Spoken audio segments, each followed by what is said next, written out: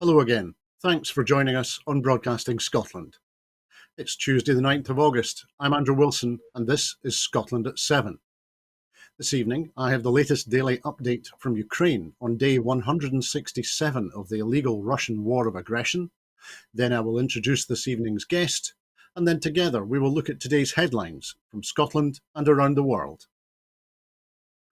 Russia has suspended an arrangement that allowed both US and Russian inspectors to visit each other's nuclear weapons sites under the 2010 New START Treaty in a fresh blow to arms control. Ukraine has reported intense Russian shelling across the front lines today as both sides traded blame for the weekend strike on the Zaporizhia nuclear complex that triggered international concern about a potential atomic disaster. Heavy fighting was reported in frontline towns near the eastern city of Donetsk, where Ukrainian officials said Russian troops were launching waves of attacks. Russia's assault towards the town of Bakhmut in eastern Ukraine has been its most successful axis in the Donbass region in the past month, the UK Ministry of Defence has said in its latest intelligence update. Despite this, it had only gained 10 kilometres in that time, while elsewhere in Donbass it had gained only 3 kilometres over 30 days, almost certainly significantly less than was planned. Two further grain-carrying ships have sailed from Ukraine's Chornomorsk port on Tuesday as part of the deal to unblock Ukrainian sea exports. Belarus, where Russian troops were positioned to hold joint exercises before they invaded Ukraine from the north in February, has announced that it is to hold live-firing military training exercises both in Belarus and in Russia during August. The US believes Russia has suffered between 70 and 80,000 casualties, either killed or wounded, since the invasion of Ukraine began on the 24th of February. Ukraine has arrested 2 people working for Russian intelligence services who planned to kill the Ukrainian defense minister and head of the country's military intelligence agency, Ukraine's domestic security service said yesterday. The United States will provide an additional $4.5 billion to Ukraine's government, bringing its total budgetary support since Russia's February invasion to $8.5 billion. That's around £7 billion, the US Agency for International Development has announced. It is highly likely Russia is deploying controversial PFM-1 and PFM-1S indiscriminate anti-personnel mines to protect and deter freedom of movement along its defensive lines in Donetsk and Kramatorsk in eastern Ukraine's Donbass region, according to the UK Ministry of Defence. And the Russian-installed head of the occupied part of Ukraine's Zaporizhia region signed a decree on Monday providing for a referendum on joining Russia. Now, we are lucky enough this evening to be joined by Kaukab Stewart, MSP. Kaukab was selected as the SNP candidate for Glasgow Kelvin in November 2020 after many years campaigning for the party in that constituency. In May 2021, she was elected as the member of the Scottish Parliament for that constituency, succeeding Sandra White. Kaukab worked as a primary school teacher for nearly 30 years, and when she was elected, she was the first woman of colour to sit in the Scottish Parliament. Kaukab, good evening. How are you keeping? Hi, I'm very well, and it's an absolute delight because it's been a while. So that's a year already that I've been elected, and there's lots happening in the news. We're past the anniversary, you're absolutely right, and thank you for taking the time to join us on Broadcasting Scotland this evening, Kaukab. As you say, there's lots of news, so we'd better crack on. The first item this evening is that the pass rates for National 5s, Highers and Advanced Highers have increased to near record levels for any exam year since current qualifications were introduced. The overall percentage of A grades is also higher than 2019, when exams were last held, and the number of skills-based qualifications, awards and certificates has increased to a near record 64,240. Almost 138,000 learners are receiving Scottish Qualifications Authority results today, the highest number since 2017. These show the National 5 pass rate was 80.8%, up from 78.2% in 2019. The higher pass rate was 78.9%, that's up from 74.8% in 2019. And the advanced higher pass rate was 81.3%, up from 79.4% in 2019. Today's results also show that the gap between attainment levels in the least and the most deprived areas has narrowed from the 2019 level. For National 5, the gap was 14.6 percentage points, down from 17.1 in 2019. For Highers, the gap was 15 percentage points, down from 16.9 in 2019. And for Advanced Higher, the gap was 13.2 percentage points, that's down from 13.6 in 2019. Our Education Secretary, Shirley-Ann Somerville, said, "This is one of the strongest ever sets of results in any exam year, which is particularly impressive given the significant challenges learners have faced as a result of the pandemic." Pass rates for National 5s, Highers and Advanced Highers have increased compared with 2019, with A passes also up, and skills-based qualifications are close to the highest ever figure. She went on, "It is important to note, though, that although 2022 saw a return to exams, it was not a return to normality. The approach to exams reflected the disruption to teaching and learning that young people faced, and a wide-ranging package of support and modifications was put in place. I'm confident that the approach, which was informed by views from across the education system, as well as learners, has delivered a credible, consistent and fair set of results for our young people. Indeed, universities have assured learners that they support the 2022 approach to assessment, and industry leaders have spoken publicly about how much they value this year's qualifications." So, Kaukab, is it fair to say that there are many challenges facing education in Scotland, but today is a day for congratulations, for celebrating the achievements of young people and educators, and recognising that in the statistics that I just read out, every statistic is actually a person? That's absolutely right. And I've been saying that today, is that, do we measure what we value or do we value what we measure? And in amongst all of that, data are individual students, children, their families, their teachers, the education sector, along with other sectors, has been through enormous turmoil and challenges over the last 3 years. It's been unprecedented. So, inevitably, there's going to be an impact on children's learning in spite of everybody's best efforts. So, I think today is a day to congratulate and to celebrate our young people's achievements, and the parents who have no doubt been through blood, sweat, and tears to support their youngsters, and all the staff as well who have worked incredibly hard. But also, we must remember that some young people may not have got the results that they wanted today. They might be a little bit disappointed, and there are routes that are available to them. So I suppose it's also a day to reassure them that there isn't any wrong path. And Skills Development Scotland, for instance, and the SQA are providing hotline services where they can get in touch and get the advice that they need. But they should be celebrating. They should be proud of their achievements. They've shown remarkable resilience and tenacity to be sort of like being able to sit exams again. And remember, some people haven't sat exams before, so this is the first time that they're doing that. So well done to them. Yeah, I'm just excited for them all day, I suppose.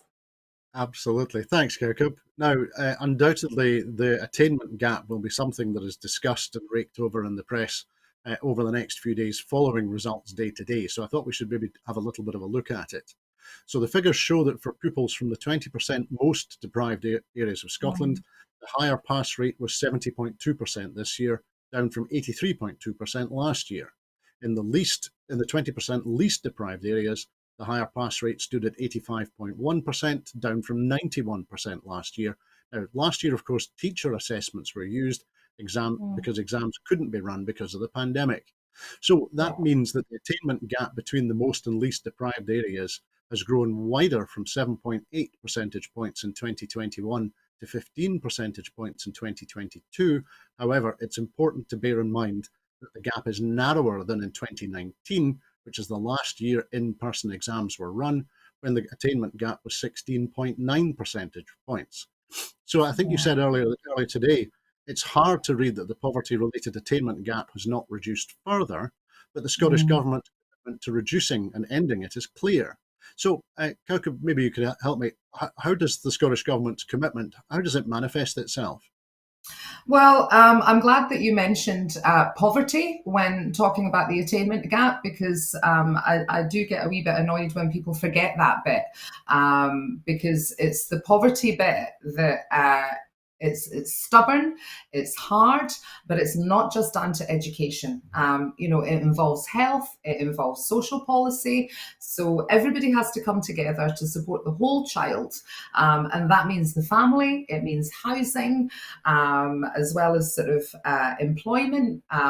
All of these things sort of affect a child's life chances. We know that there's extensive evidence to prove that. So it is hard. It's a challenge. So actually, I do applaud the Scottish government of sort of like retaining and maintaining its commitment to reduce that gap. Now, inevitably, during COVID, we know that it exposed and exacerbated sort of like issues that existed. I worked through the pandemic myself. I worked in hub schools and supported vulnerable children and families myself. And I could see how people were really, really struggling. And, as teachers, they had to turn on a sixpence and not only reassure the children and make sure that their mental health and well-being was taken care of, but also to provide them with an education, whether that be online or in person in my case, but also to support the families to make sure that they got the care that they needed and everybody rallied around. So we cannot forget those circumstances that we went through. It was really difficult for everybody, and it was a global thing.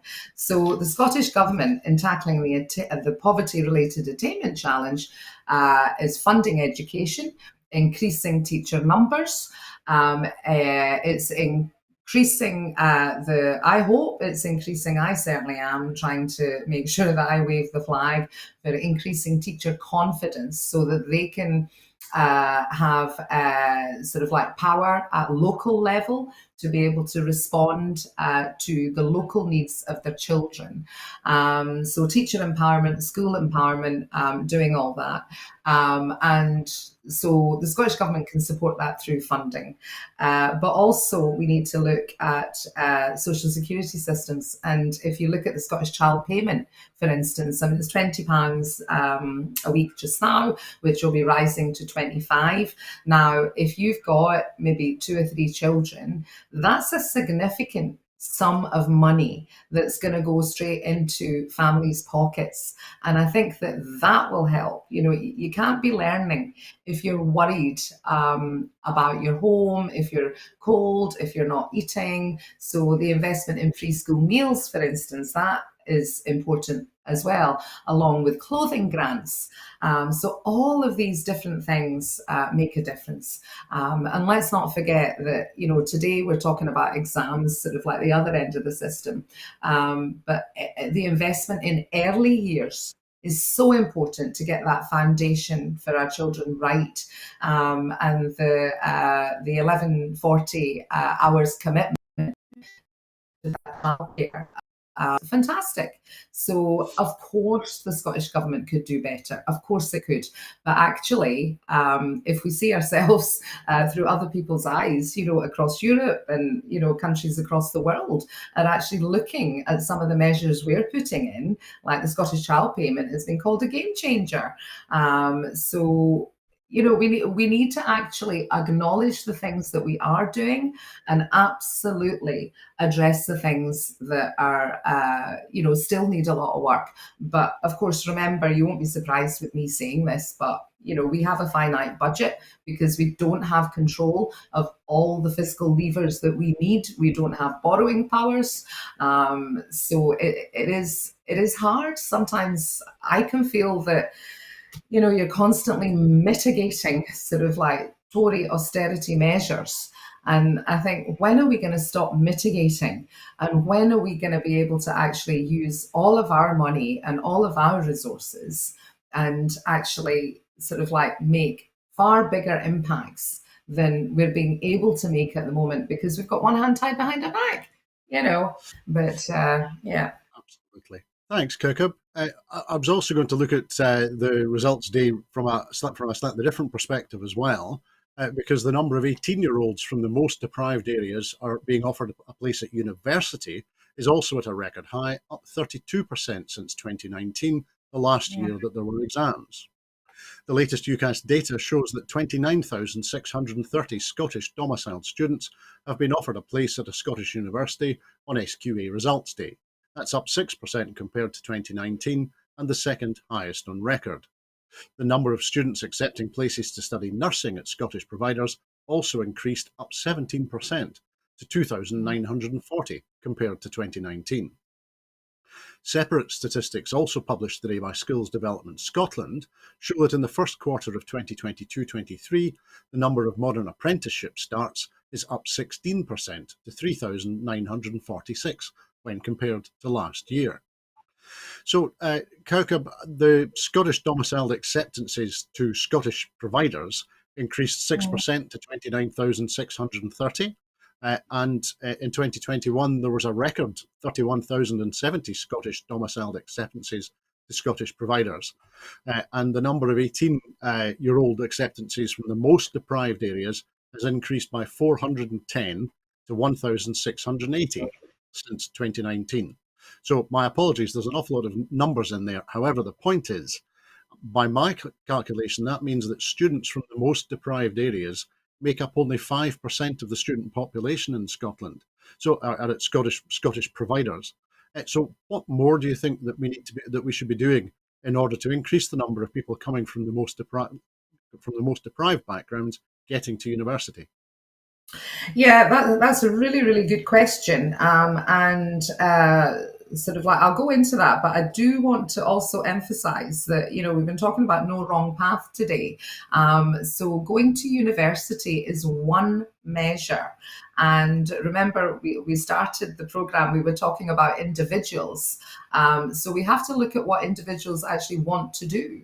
And it's our job as a nation, I suppose, and all those who support and educate young children, our young people, is to make sure that they have the aspirations and what their goals are and what they would like to achieve. So for some of them, that will be university. For some of them, it will be college. For some of them, it will be apprenticeships. It might be taking a bit of time to do some volunteering and gaining some experience in that way. And for some of them, it may be work. So we have to make sure that we don't just focus on university stats, although they are important, but they're part of seeing the whole picture and all the pathways that are available for our young people.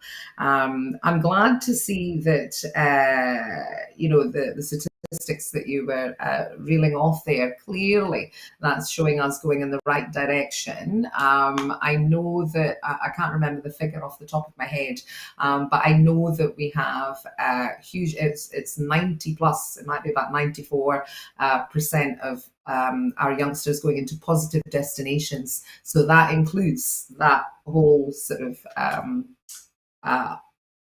arc of things that I've talked about. And I know that in schools, they're doing a lot of work with developing young workforce. And I think that that's something that can be continued to be built upon. At the moment, there's a bit of there is a focus on it in sort of like the latter end of primary school and certainly at high school. But actually, I would say that as early as sort of like 7, 8 years old, our children are thinking about what they want to do in the future.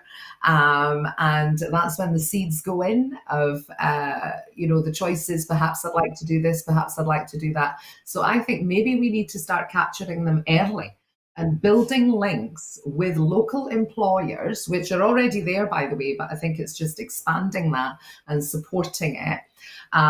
Getting folk in, talking to our weans, maybe even getting the children to go and visit those workplaces and see what that's actually like. So, yeah, capture them early. That's all right. Thanks, Kaukab. And as you rightly say, the number of skills-based qualifications, awards, and certificates this year is now 240, almost the highest ever. So you're right that it's not just about university. But let's Yeah. move on to our next story now, because pressure is mounting on the government to announce a fresh support package for struggling households, as energy bills are now forecast to top £4,200 from January. The consultancy Cornwall Insight said on Tuesday that it expected the energy price cap to reach £4,266 a year for the first 3 months of 2023. The consultancy forecast that bills could hit £4,426 in the second quarter of next year before beginning to ease. Only a week ago, Cornwall Insight predicted the energy price cap was on track to rise to £3,615 a year from January. The consumer champion Martin Lewis said the latest forecast was tragic and urged the zombie government to come up with an immediate action plan to help households. Cornwall Insight said rising wholesale prices and a revision of the methodology used by the regulator Ofgem to calculate the price cap were behind these latest increase in its forecasts. The consultancy's principal consultant, Dr. Craig Lowry, said it is essential that the government use our predictions to spur on a review of the support package being offered to consumers. The consultancy now expects the cap to hit £3,582 from October, an increase of £200 on its last forecast. It expects bills to begin easing next summer to £3,810 in the third quarter, and then £3,781 in the final 3 months of next year. The cap, which is set quarterly by the energy regulator Ofgem, was at £1,400 a year as recently as last October. So, Kaukab, the chief analyst at the Joseph Rowntree Foundation, Peter Medejic, has said that every day action is delayed is increasing anxiety for low-income families who do not know how they will get by this winter. The payments promised by the government early in the year offer some help, but their scale has been overtaken by events, and they must now be at least doubled if they are to protect people from serious hardship on a massive scale. So, do you think there's any chance of the financial support, the payments being doubled from either Prime Minister Sunak or Prime Minister Truss? Well, it's sort of like, yeah, you've got the no tax, and I mean, I've been watching, and I think either way, whichever one of them becomes prime minister, it's not going to be good for Scotland. I think it's, you can see the right wing agenda there, and they talk a good talk. And Liz Truss even had the temerity to talk about her sort of like challenging experiences when she was growing up, forgetting in fact that it was Thatcher that was causing all that pain and hardship at that time. And in fact, I mean, it was the 80s sort of, when I became politically aware at that age, still at school, and the inflation was high, unemployment was high, people getting unemployed. The unions were there, and the Tories were so anti-union then and brought in quite dreadful legislation. And now I can see so many parallels there, is that they're actually repeating all of that. So there is a huge, huge danger there. I've been quite interested to hear the debates about sort of the windfall taxes and the fact when the news came out about energy companies that were making £7 billion plus profit. And I think it was Liz Truss that was vehemently sort of saying that you don't want to tax businesses. And I thought, £7 billion. And you're not thinking of doing a windfall tax there. So COVID has hit people pretty hard, but it's not hit people equally. While the average person on the street is hemorrhaging money because of the cost of living crisis, you've got other people that are cashing in on that. To me, I find that very, very difficult to swallow, really, in that sense. But what's more concerning is at the moment, where is Boris? And where is the UK government on this? I was reading, I think I was correct, is that as Nicola Sturgeon, she's had to write to them to call resilience committee meetings and to address this as a matter of urgency. So I mean, what are they going to do? Are they going to ignore her? Which is what they've said. There's how are you going to deal with Nicola Sturgeon? Well, we're just going to ignore her. Well, then are you then ignoring the fact that people are actually, facing real crises, and things are going up. They're completely worried. And here is Nicola, who is yet again leading the way and actually reaching out and saying, look, we need to work together here and see what we can do. Absolutely. Thanks, Kaukab. And certainly the Dr. Craig Lowry from Cornwall Insight said that in his consultancy's view, the UK energy market is completely broken.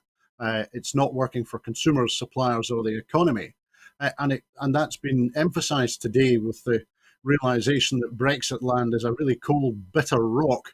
Because according to Bloomberg, the UK is planning for several days over the winter when cold weather will combine with gas shortages, leading to organised blackouts for industry and even households. Under the government's latest reasonable worst case scenario, we could face an electricity capacity shortfall for amounting to about a sixth of peak demand, and that's even after emergency coal plants have been fired up.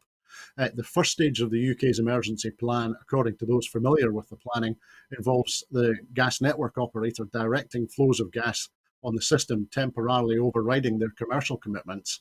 And then the second stage involves halting supplies to gas-fired power stations, triggering planned power cuts for industry and domestic users. So both in terms of what Cornwall Insight and also what we're hearing from Bloomberg today, this doesn't sound like an energy market that is working for anybody unless you're a shareholder of a major oil company or a gas company.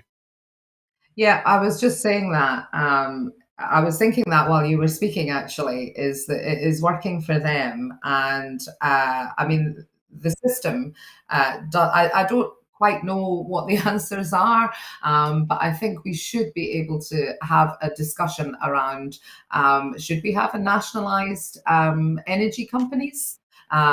Should there be more sort of like expectations put on energy companies to actually sort of honor their commitments towards the communities they serve, because we cannot do without sort of fuel and energy, and to be capitalizing on that and to be making such vast sums of money without actually investing in the infrastructure. And I mean, what would be, is it too simplistic? I don't know. Is it too simplistic that instead of shareholders getting their dividends, um, that they actually pass that on to the consumer from whom they have made those vast amounts of profits?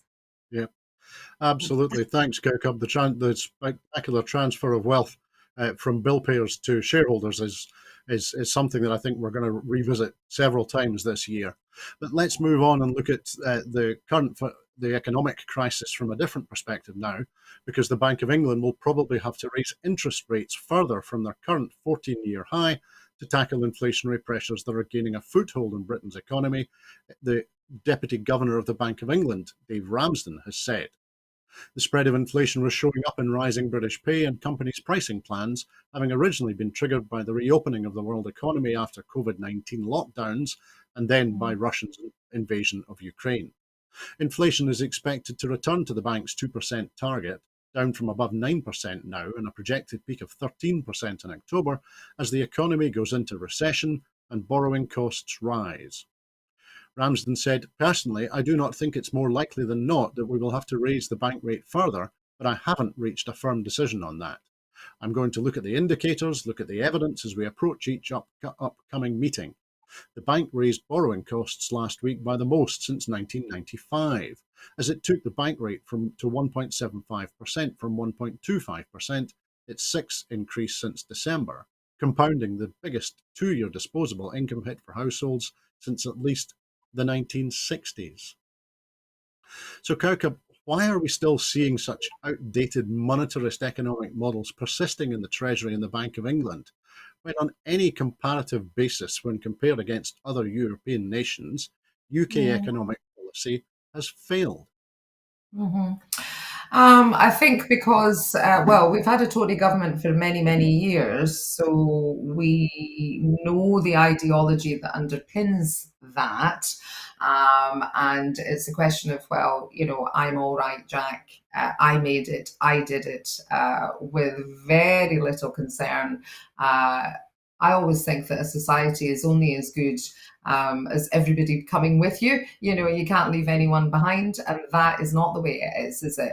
Currently, it's all about sort of elite. It's about maximizing that money, conservative values. That's what underpins all that. And I also think that maybe on a UK level, sort of financial institutions set in London, it's such a bubble that they don't actually look at the economies that are even outside London, let alone the north and Scotland, Wales, Ireland as well. And by the north, I mean the north of England. Very different sort of tensions there. So it is outdated, but is there a bit that sort of like the UK hangs on to this sort of halcyon past, and everything that they do is correct, and they're not willing to concede that actually maybe they got it wrong, and maybe it's time to redesign systems to make them work for the majority of the people, well, for all of the people actually. I mean, wasn't it? I'm not sure if it's entirely relevant, but it's come into my head. Was it Rishi Sunak when he was speaking to some sort of potential voters in a better off area, and he actually said that he was taking money away from the poorer areas because that was a Labour sort of legacy that was left behind, and redirecting it. And I have no doubt that actually it shows it up for what it is. So it's topsy turvy. They care about the small amount at the top who keep getting richer, and actually, if you keep the poor poor, then they're too concerned about their immediate needs. And they won't sort of like rise up and campaign and expect better. But I do see indications of that changing. There seems to be sort of like various bits of sort of advice on, how to deal with the bills. And I've heard people speculating about, is this going to be the poll tax moment of the energy crisis and all the rest of it. So, I mean, I wouldn't be advocating anything that was illegal or irresponsible, of course. I'm just saying that. But it's just interesting the dialogue that's going on at the moment. Absolutely right, Kaukab.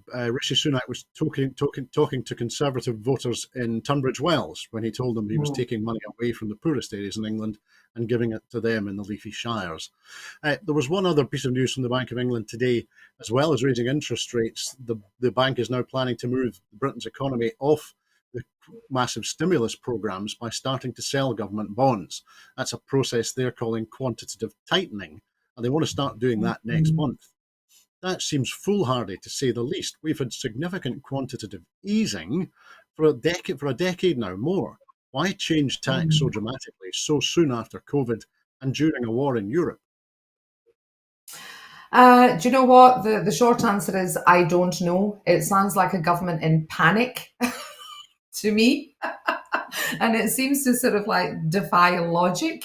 I used to make assumptions that there were always people that knew better than me and had access to all sorts of information and were able to make, sort of like big decisions. And as time goes on, I'm thinking that maybe that isn't the case. And maybe some of them are just making it up as they go along. That's a very fair observation, Kaukab. Thank you. Let's look at the cost of living crisis and energy bills from a different perspective now, because Liz Truss has doubled down on her refusal to offer significant help to people with soaring energy bills this winter, despite a forecast that these could exceed £4,200 annually from January and rise further during 2023. Truss, who's the runaway favourite to succeed Boris Johnson as Prime Minister next month, has already said that she does not want to give handouts to people struggling with bills, preferring to prioritise tax cuts. While she has not definitively ruled out other direct help, when questioned on Tuesday, the Foreign Secretary would only confirm plans to reverse the recent increase in national insurance and to temporarily suspend green levies on energy bills. Critics of her policy warn that tax cuts disproportionately help the better off and offer no assistance to pensioners or those who are not in work, while the green levies contribute only about £150 annually to the average bill. Earlier Mm. today, the SNP's Westminster leader, Ian Blackford MP, branded the UK government's inaction on the cost of living crisis as utterly unforgivable, saying that Boris Johnson has failed to take any action to help those struggling with household bills amid renewed warnings of soaring energy costs this winter. It follows the call yesterday from First Minister Nicola Sturgeon for an urgent summit on the crisis. However, Downing Street said no action will be taken until a new Prime Minister is in place. Mr Blackford said, the UK Tory government's lack of action on the cost of living emergency is utterly unforgivable. At a time of growing crisis, there is a complete absence of leadership, direction, or even presence. Where there should be grip and action, there is a vacuum. So, Kaukab, firstly, Liz Truss told reporters on a visit to Huddersfield in West Yorkshire that what's vitally important at this moment is we get the economy going, we get economic growth going. So I was wondering, Mhm. how's that going to work? Foreign direct investment has collapsed since Brexit, and businesses in the UK are not investing, as we can see from the rock bottom productivity which the UK continues to suffer from. Yeah, I think that, I mean, their point of view, I've heard the argument that this is sort of like the Brexit blip where things are realigning and we're all going to be okay. Well, I think there's many of us that are thinking that absolutely not. This was an absolute disaster. And of course, Scotland didn't want this.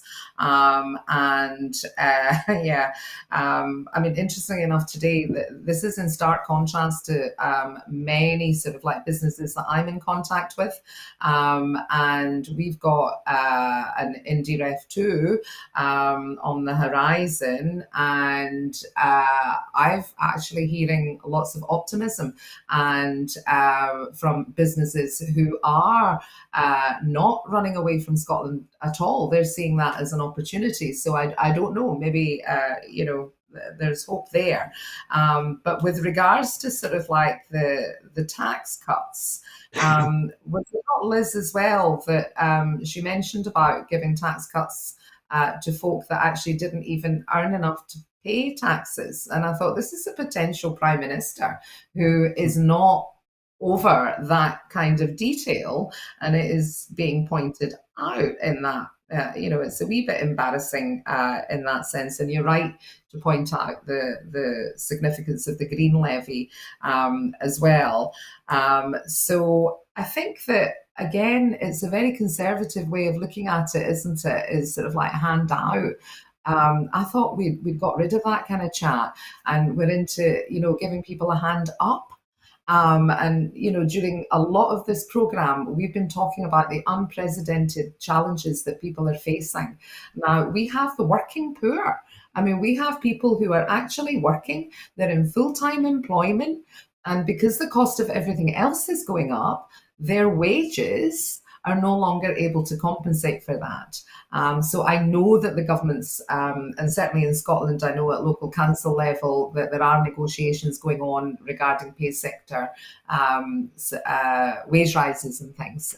So I'm hopeful that hopefully, considering we have a finite budget, that the Scottish government will be able to find that money to put that towards the cost of living crisis and give people a reasonable but doable and affordable and sustainable wage rises that they deserve. Whereas the Tories were just sort of very good at clapping, and that legacy is continuing, that they're not able to financially do that to support people. I mean, what about the heating payments as well? I mean, what are they going to do about that? I mean, thankfully we have the heating payments here. So, I mean, are the pensioners going to be suffering and they're not going to be able to, one, they can't afford the fuel. And then secondly, if the cold weather reaches a certain temperature, so they don't quite, does that come under her sort of like proposals of not helping people? What about free school meals? We're committed to that up here and to expand it. So that's a hot meal. that is sort of essential at any time, but especially in the winter. So what's going to happen down there? So thankfully, we do, have a lot more a package, a raft of supports that are available.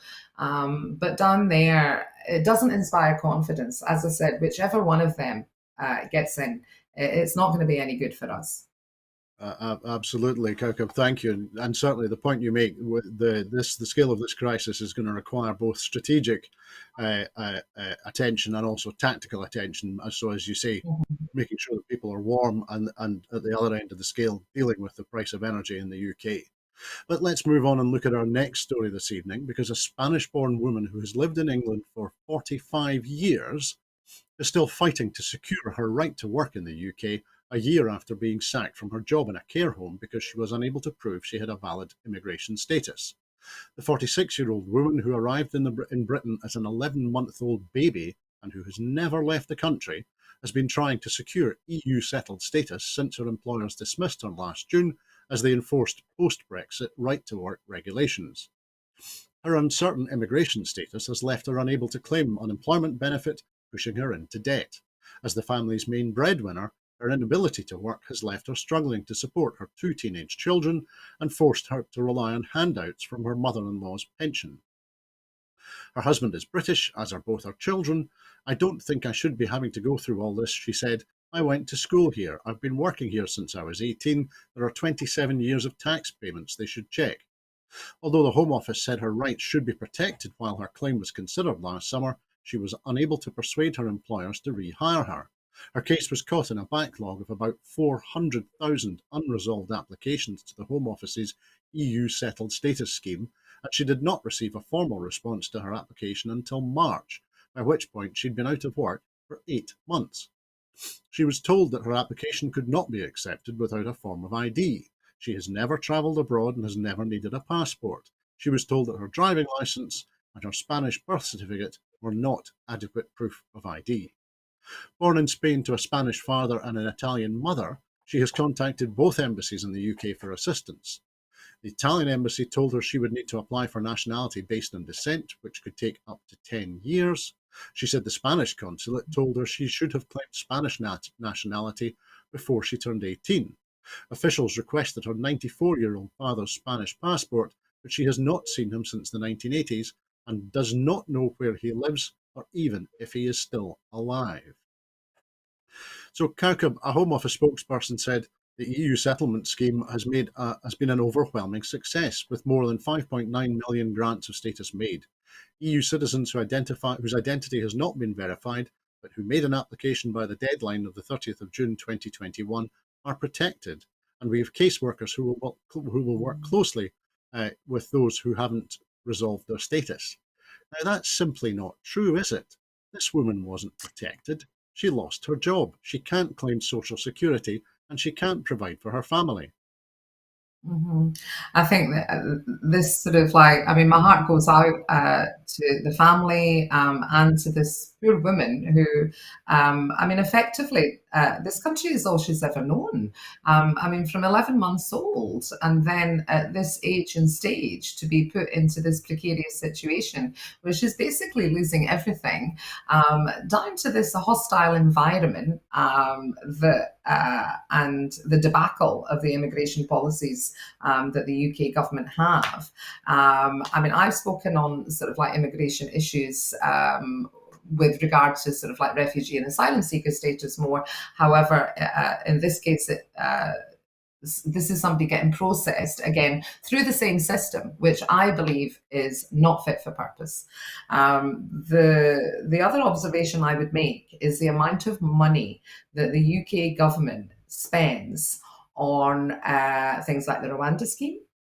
Which has been called out by more or less everybody on a human rights level as well. And you have Priti Patel defending that still.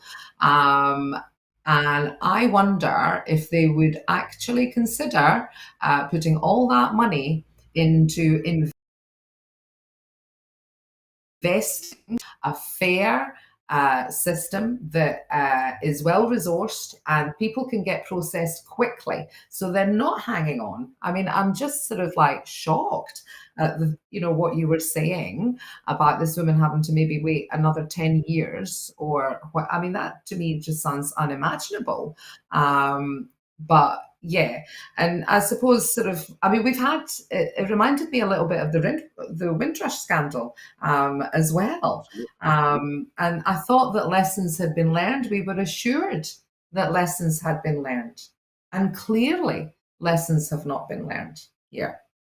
Clearly not, Kaukab. You're absolutely right. It does have a distinct echo of the Windrush scandal, with people who were unable to prove their UK citizenship, having arrived here as children in the 1950s and 60s, being deported to countries that they had never lived in. But let's move on and look at our next story this evening, because federal investigators have seized documents from Donald Trump's Mar-a-Lago resort in Palm Beach, Florida, according to two sources familiar with the matter. The latest indication of a sharply intensifying investigation by the US Justice Department into Trump's affairs. The FBI executed a search warrant at around 9 a.m. Monday morning at Trump's residence, the sources said, as part of an ongoing investigation examining the former president's potentially unlawful removal and destruction of White House records after he left office last year. The move by the Justice Department to search Mar-a-Lago over the removal of 15 boxes of presidential records from the White House, including classified documents, as well as the destruction of other materials, marks a dramatic escalation in the inquiry. Trump has previously come under scrutiny for his flagrant violations of the Presidential Records Act of 1978, which mandate the preservation of White House documents. But the search for the first time appears to indicate potential legal jeopardy for Trump over his practices. The statute governing the willful and unlawful removal or destruction of presidential records, though rarely enforced, carries significant penalties, including fines, imprisonment, and most notably disqualification from holding current or future office. In Mhm. January, as the National Archives and Records Administration prepared to transfer records from the Trump White House to the House Select Committee investigating January 6, it found around 15 boxes worth of materials had been improperly taken to Mar-a-Lago. The records were eventually returned to the administration after negotiations with Trump's lawyers, only for officials to then discover that the former president had taken with him some documents clearly marked as classified and sensitive for reasons of national security. So, Kaukab, there's a bit of a list coming up here, so my apologies. But Mike Pence, who isn't exactly a supporter of Trump now, not since it became clear that Trump would be happy if he was murdered during the insurrection on the 6th of January, he Yeah. tweeted that no former president of the United States has ever been subject to a raid of their personal residence in American history. But the point here is that no former president of the US has behaved like Trump before. There's the missing national records, there's the attack on the US Capitol, there are allegations of wire fraud because the January 6th committee has found that the majority of the $250 million Trump raised to advance his fraudulent claims in court has been steered elsewhere. There's claims with regard to election tampering in Georgia. There's the New York criminal inquiry by Alvin Bragg in Manhattan into Trump's businesses. There's the New York Attorney General civil inquiry by Letitia James, which is examining whether the Trump organization misrepresented real estate values. And there's the E. Jean Carroll, who was a former Elle magazine writer, defamation claim. She sued Trump for defamation in 2019 after the then president denied her allegation that he raped her in the 1990s in a New York City department store. He accused her of lying to drum up sales for a book. So should we be at all surprised that the Justice Department are behaving in a manner unlike any that's been seen before, or alternatively, what took them so long?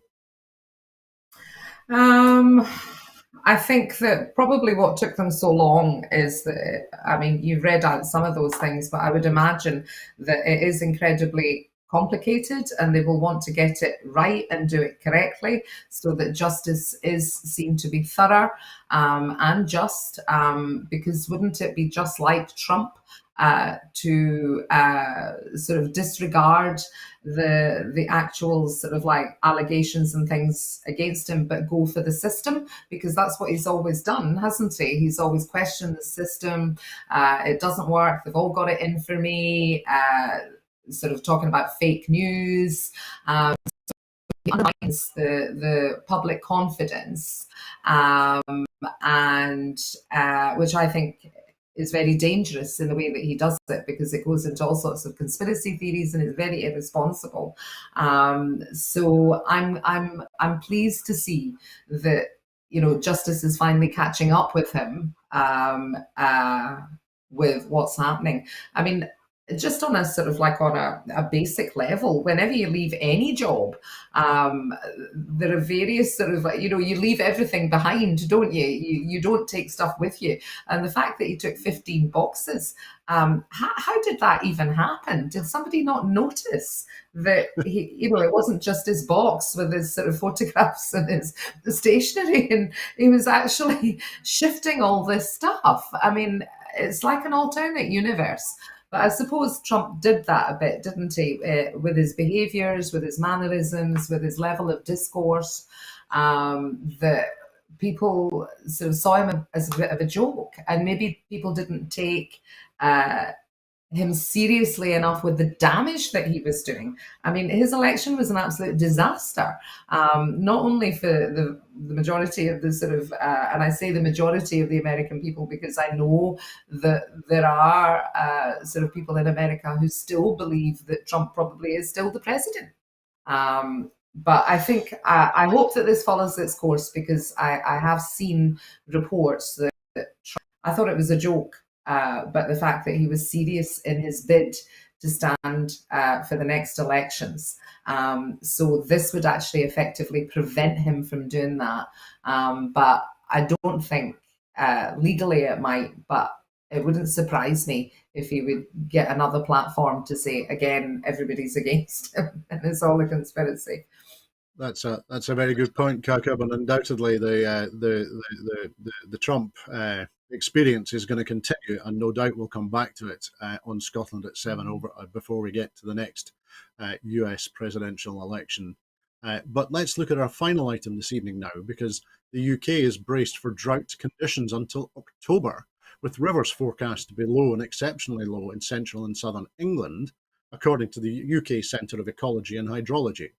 This could have dire consequences for farming, as soil in much of the country is too dry to drill, and many crops for harvest next year and the end of this year need to be drilled by the end of October to be viable.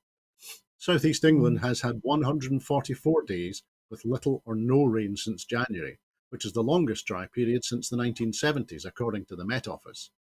This comes as Minette Batters, the head of the NFU, called in The Guardian today for the Conservative leadership candidates to outline urgent water plans. The issue of running out of water has barely been addressed during the contest. Modelling from the UK CEH with data from the Met Office shows that we need above average rainfall to get rivers in much of the mainland back to normal levels. The rain we are forecast to get is likely to arrive in the northwest, where the rivers are already faring better, with the southeast of England remaining drier. Despite the headline claim that the UK is braced for drought conditions, the report is forecasting serious drought conditions only in central, southern, and eastern England. So, Kaukab, thinking about water for a moment and thinking about the stories we've been discussing this evening so far, given that water is privatised in England and Wales at the moment, unlike in Scotland, do you think what we're going to see now is that the price of water is about to follow the price of energy and go through the roof?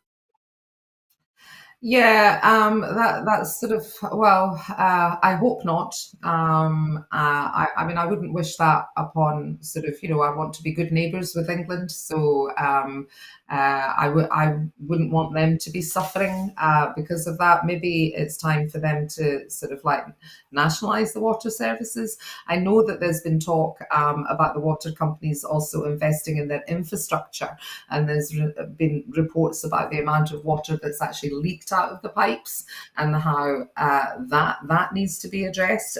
So there's all of those things, but I think the bigger issue here is about the climate emergency, and that sort of like, certainly I think the news down in England has been dominated somewhat by the Tory election campaign, but the climate emergency is right on top of the table. So We talked about it earlier with Liz Truss talking about removing the green levy on energy bills. Just seems a wee bit crazy to me in that sense. But we do need to look at as I said, the climate emergency and sort of like looking at renewable sort of like sources, but also retrofitting our sort of like housing stock as well. So there's a raft of things to be done.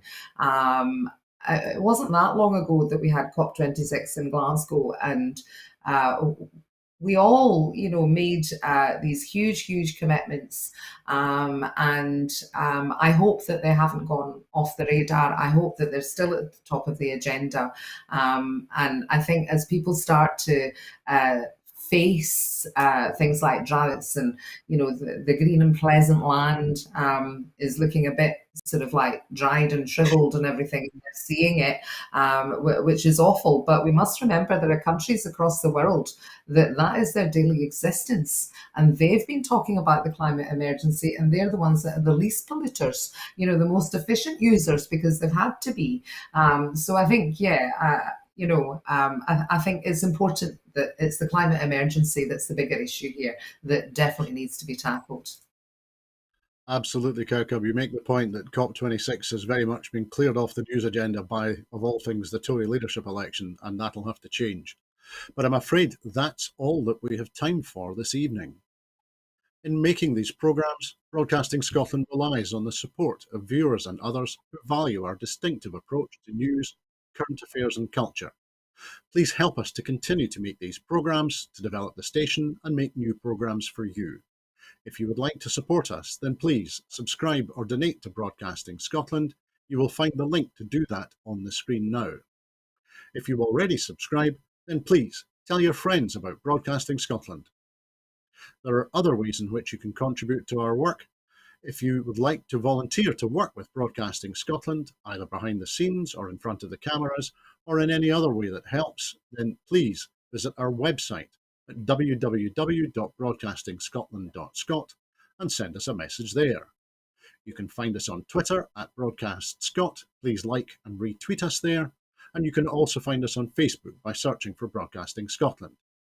When you're watching us on YouTube, it would be great if you would like and subscribe to Broadcasting Scotland on that platform. Meantime, we'll be here again tomorrow evening with the next edition of Scotland at 7, so please tune in and join us again then. But that's the way it is at very nearly Scotland at 8.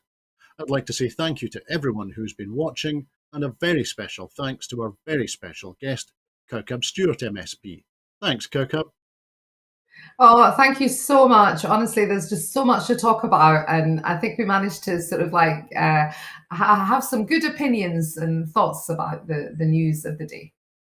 Thank you, Kaukab. It's been great, and thank you for joining us this evening on Scotland at 7. On this day in 1757, Thomas Telford, the man whose civil engineering achievements would transform Scotland, was born. I'll be crossing one of his bridges over the next couple of days. And I'll remember that this is Scotland, where we build bridges, not walls. I hope that you can join us again here on Broadcasting Scotland very soon. Bye-bye.